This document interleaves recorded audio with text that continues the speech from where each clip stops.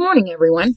Thank you for joining this quick training session on sensitivity analysis in capital budgeting, integrating risk for better decisions. I'm Lisa Slaymaker, and today we'll explore how to weave risk into our financial choices to drive smarter investments. We'll cover the basics of financial management, dive into sensitivity analysis, both its quantitative and qualitative sides, and look at internal and external methods to access projects' risks. By the end, you'll have practical tools to apply this to your next budget proposal. Let's jump in. First, let's ground ourselves in why this matters. At its core, financial management's primary goal is to maximize shareholder wealth. Think creating long-term value, like boosting the net present value, or the NPV, of our investments. To get there, we rely on three key functions. Investment decisions, where we allocate capital to projects with strong positive NPV through tools like capital budgeting. Financing decisions, optimizing our debt-equity mix to keep the cost of capital low.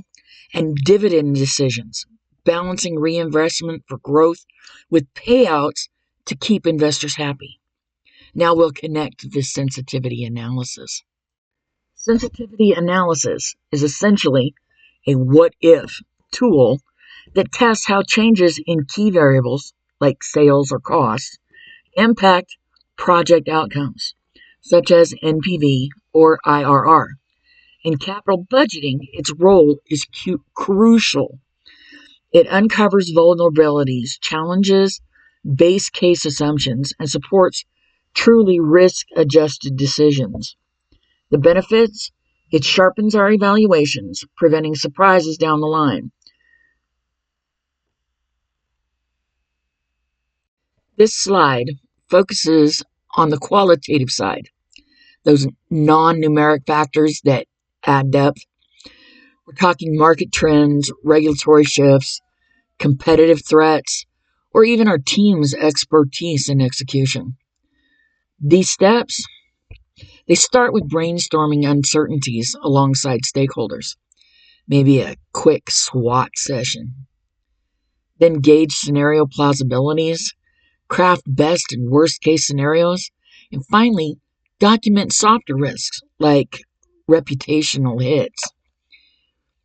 This risk matrix, it helps visualize impact levels. Let these insights shape your numbers later. For instance, if regulation feels volatile, widen your cost variability range. Qualitative isn't fluffy. It's the context that makes quantitative meaningful. Don't skip it for quick math. Your budgets will thank you later. And over for the numbers now. Now, the quantitative engine. Here, we vary numeric inputs, like sales volume or discount rates. We do this systematically. The steps include lock in base case assumptions with an initial NPV calculation, vary one variable at a time, say plus or minus 10 or 20%, and then recompute. And then you rank the impacts using tools like tornado charts.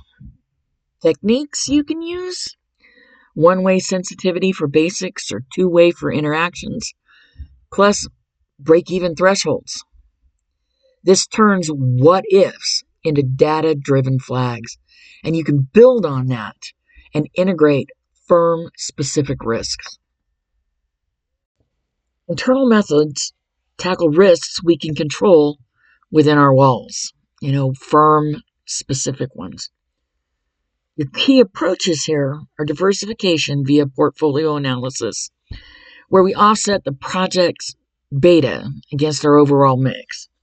Adjust discount rates, adding a 2 to 5% premium to the WACC for uncertainty, and certainly equivalence, dialing back expected cash flows for caution.